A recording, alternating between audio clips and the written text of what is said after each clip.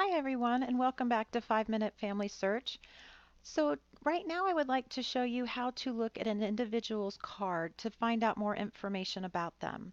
So I'm here on the main screen, just on the family tree, and I'm going to scroll down here to James. And as you see, when I go down, it becomes a hand on his name. I'm just going to click it once, and that is going to bring up his card. And that is this information right here. If there was a picture of him, it would be right here in his portrait view. So here's his first name and last name.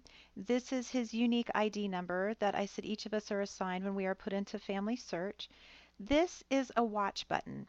If you want to keep an eye on him to see who is putting information into his family search or who may be changing information, things like that, you can go ahead and click this watch star right there. Now, when you do that, if you come up here to lists and click on that, it's going to have his name in the list that you just created. And the reason that you have that is that you can go in and keep checking on this to see if anybody has been making any changes.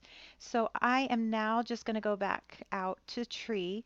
If I would want to, I could come in here and click unwatch, and now I'm not watching him anymore.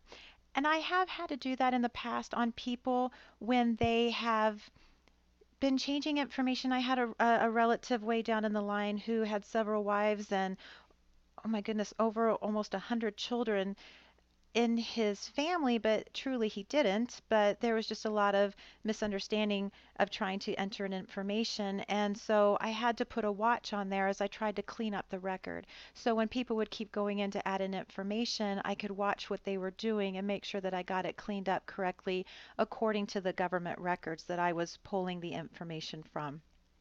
So that would be a reason that you would want to go and to watch somebody just to see what information people are putting in.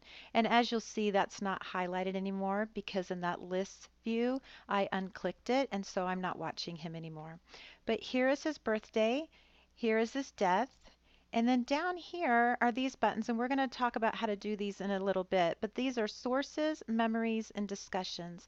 So what this tells me in looking at it is there are 5 sources attached, whether they're government records or obituaries, anything like that, but somebody has attached 5 different sources that contain his name in the documents. Right now, there's 0 discussions, nobody's talking about anything or asking questions, and 0 memories, meaning there's not any photos or stories or things like that. If I come down a little bit further, you'll see the word temple here and these little icon boxes. Now, we'll go over what the colors mean when we get up here to the top and I take you into the temple and show you how to work on that.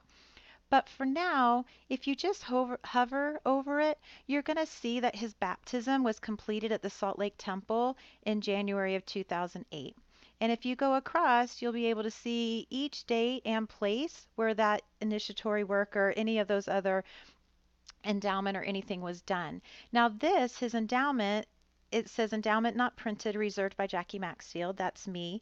The same on his sealing to parent, but he has already been sealed to his spouse. So that is what these little icons here mean. Now this, we're already in his tree, and this is going to take us to his person, and that's what we're going to talk about next. So I will go ahead and click on that, and I am going to close this video and we'll meet again to talk about the person page.